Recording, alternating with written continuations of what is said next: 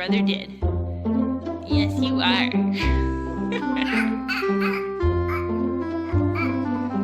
Is that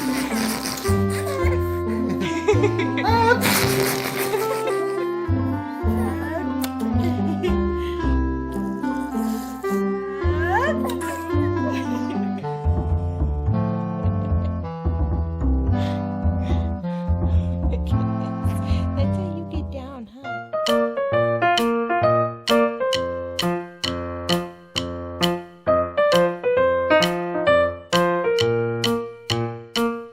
Hello everyone, it's Amanda and Sophie.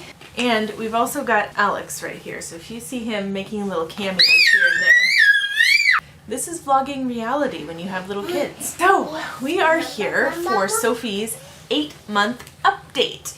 We'll see how long we last here because we have 2 little kids that are kind of tired this evening, so we'll see. This week little Miss Sophie is 8 months old, and the big thing this month is she is getting mobile.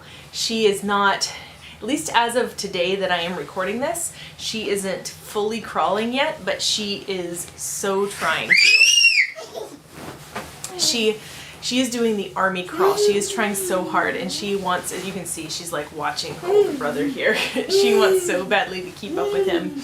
And so she is doing the army crawl like nobody's business. And it's crazy to me because Alex was really slow with his gross motor skills milestones, but, you know, very advanced verbally. And it seems like she's, you know, reaching her milestones a lot more average pace, and so, which seems really fast to me, at least with the physical milestones, because I remember Alex did an army crawl for months, and then he didn't even crawl, I think, until like 10 or 11 months.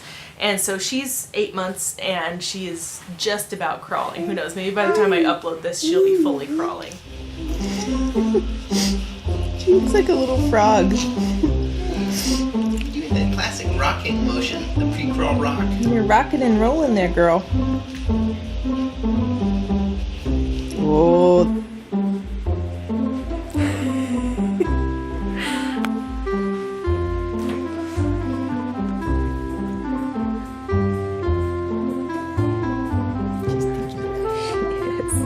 You're on one knee How do I there. coordinate these? She's like, I can try and move both of them at the same time. Going for it. You gonna do the army crawl? That's definitely an army crawl. It's like that's hard work. That's tiring. That's tiring. I need to take a break. Okay, break's over. Are you rocking the mama? Oh my goodness. She's scooting backwards. She has gotten herself into a couple little predicaments where she's like scooted herself under the couch, under the coffee table, under the desk, and then mommy has to go rescue her. Isn't that right? You're just mobile now, aren't ya? And along with getting mobile comes getting into things. And she has started like pulling things out, finding little things. I find little things in her hands that, you know, shouldn't be there. She like tears up paper and tries to eat it and that kind of thing. I'm like starting to have to like think about baby proofing again. At this house at least we haven't had to really baby proof too much with Alex because he's a careful little guy and he really doesn't like get into things too much, but I'm thinking with her she's like starting to pull things out and everything. We might have to do it a little bit more with like cupboards and that kind of thing. So we'll see, because she's starting to get interested and get into things, aren't you? Hi YouTube! So you know I mentioned before that she didn't really like the ergo carrier very much because she didn't really like being face in when she was a much smaller baby. But now that she's a lot bigger, when I put her in the ergo, you know, she can look all around and she doesn't really mind being face in anymore. So that has been a huge, huge lifesaver for me. Especially having an older toddler now, I'm finding that at this phase I am starting to wear her a lot more. And I'm doing a lot more baby wearing this time around than I did with Alex because it's just survival. It really is just survival having a toddler and a baby. You know, if she's fussy and I have to tend to him, if I need to cook dinner or lunch or whatever it is that I have to do and she doesn't feel like playing on her own right then, into the ergo she goes. And the great thing about that is she is big enough now that she can be on my back, and that is a life changer. Just because I have back issues and carrying her on my front, even with a really good carrier like the ergo, it's just a little too much for my back and I get a lot of back pain. And so having her on my back, it still causes me a little bit of back pain, but it's not nearly as bad. It makes a huge difference. And so I've been wearing her mostly on my back now, and that's made a huge difference. So the ergo is definitely my new best friend.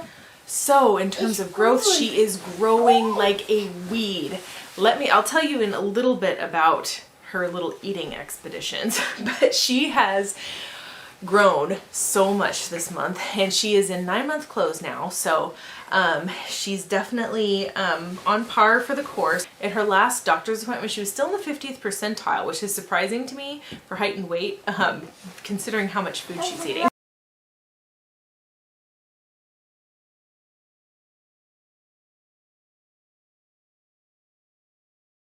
She definitely was having a growth spurt because she was eating so much food. I could tell that she was getting bigger because she moved up a cloth diaper size and a disposable diaper size. So disposable, she's a size 3 now, and cloth diapers, we moved up to the size medium pre-fold, so the red edge ones from the Green Mountain diapers. And those are, I actually really like that size the best. They're just like a really nice size. They aren't too big, they're not too small, they're really wide. You can either snappy them to her or tuck them. If you haven't seen my cloth diapering videos, definitely go check those out. I talk all about our cloth diapering stash and what we use and why. Yeah, so like I said, food.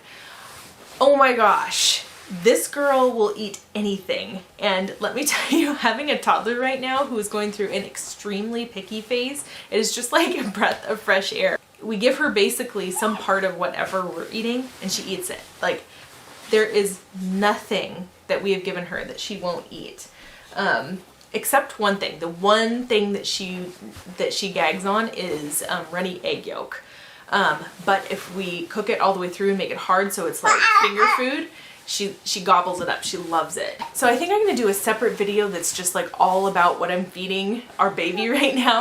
But I'll just do a little update about that now. We've been doing a lot of baby-led weaning, a lot more this time around than we did with Alex. And I am so glad we are, because she just is not picky at all. Now, granted, I know when she gets to be a toddler, that could all go out the window, but she seems to generally be just a lot more laid back about food. So I'm hoping and praying that that stays that way and that she'll be happy to just eat anything and everything as she gets bigger too. And let me tell you, this girl can put it away.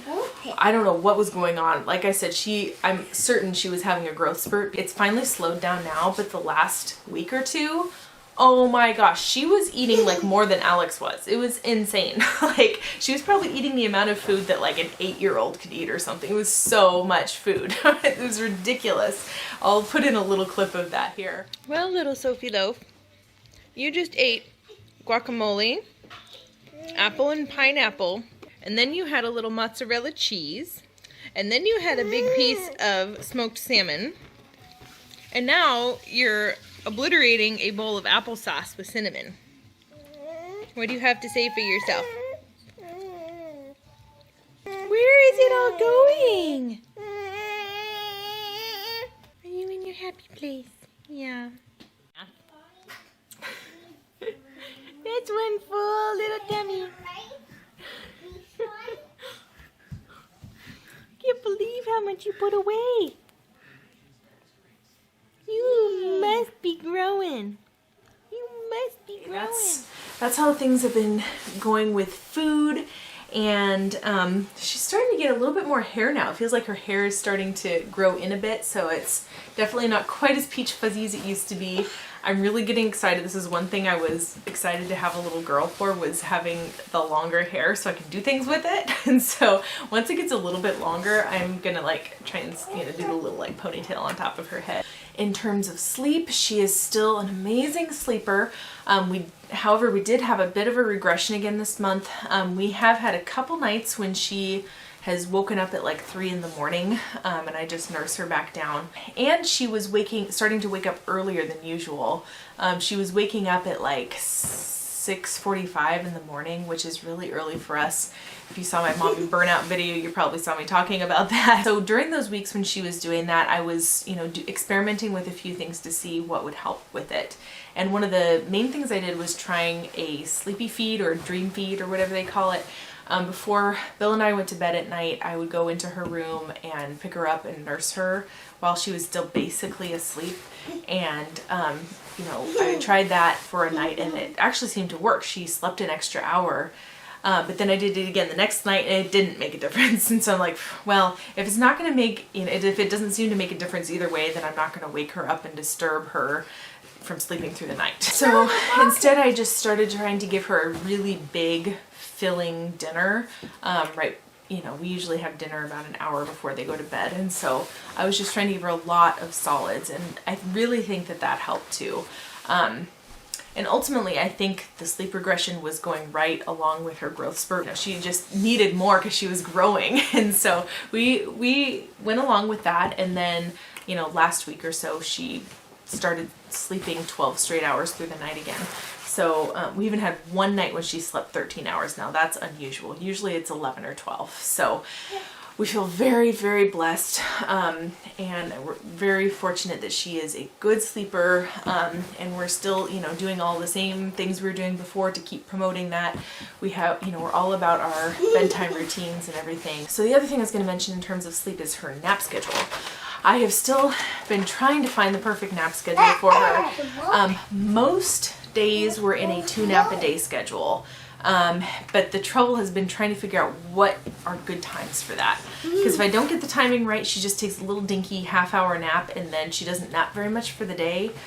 You know, like for her morning nap, she'll like sleep for half an hour, and then in the afternoon she'll sleep for half an hour, and that's not very much napping. I mean, granted, she's sleeping, you know, 11, 12, 13 hours at night, so maybe she doesn't need to nap as much during the day. But today, I think I finally figured out a good schedule for her. It seems to be like doing an 11 o'clock and a 3 o'clock nap for 2 naps. Seems to be really good. She took 2 solid naps today because I pushed those times back. I had been doing it like 10 and 2, but pushing it back just an hour each, she seemed to take longer naps. So I just have to kind of give up on the idea that my kids are going to take synchronized naps because Alex sleeps at about 1:30 too. So I've come to terms with that. I was trying so hard to sync their naps and everything, but right now it's just not going to happen. So, and that's okay. Because it actually, I find that it gives me more one-on-one time with each of them. So when she's napping, I get time with Alex, and when he's napping, I get time with her. And it's actually less overwhelming for me when, you know, half the day I'm not dealing with both kids and their needs at the same time all day long, if that makes sense, you know. So I get just a little more one-on-one time, and it just makes the workload seem manageable to me. So I'm actually happy with that. So that's how that's going. Yeah, so she just continues to be the little light of our lives along with this little guy. She's just such a delight. She's still just such a happy baby. You know, as always, except for when she's hungry and tired. Those are the two things that, you know, make her cranky, and she does get that way. But, you know, as long as those needs are met, she is just she's just a happy little thing. She's just like this all the time. She's actually really good at playing by herself too.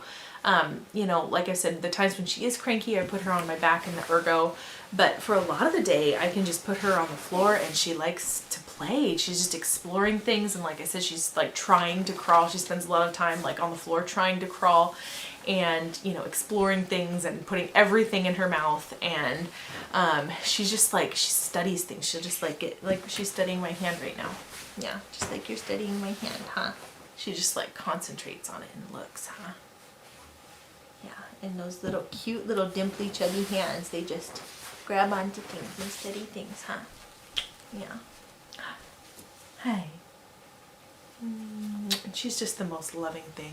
You just look at her and she just lights up, and I love her so much. You know, she's just getting so interactive now, this age. It's just so much fun. She's starting to experiment with her vocalizing a little bit too, so that's been fun. You know, she's not quite as vocal as her brother was at this age. Where I was looking back, and at this age Alex was, you know, going ha da da da da da da, you know, and like really trying to talk.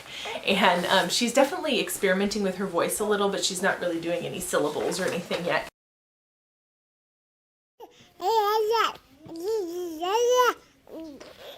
Is that right?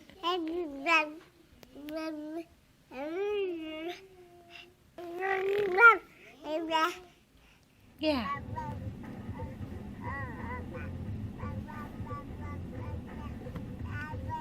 So that's it for her 8-month update. So you probably noticed that I didn't do a 7-month update, and that's because once I reached 6 months, I figured that doing them every 2 months would make sense. I have a lot of other videos that I've been wanting to do, and so, you know, just doing the baby updates every other week gives me more time to work on the other videos that I want to work on as well. So that's probably what we'll do until about a year, and then maybe we'll do just, you know, a few updates a year after that. The little piece is getting fussy, it's getting to be bedtime. So anyway, thank you guys so much for watching, and I will be doing a postpartum update as well, so stay tuned for that. And if you are new here, welcome. Thank you so much for joining us, and don't forget to subscribe if you'd like to see more videos. So if you like this video, give it a thumbs up, and we'll see you next time. Bye guys. Pop into the music? Yeah. Hey. Standing by herself. She's swinging away to the dance. Yeah, you whoopsie daisy. Woo! All right, let's all sit crisscross applesauce. Come here. Come sit very quietly next to me. Okay, are you gonna go play in the ball pit? Excuse me. Grab. Can you give one of these to Sophie?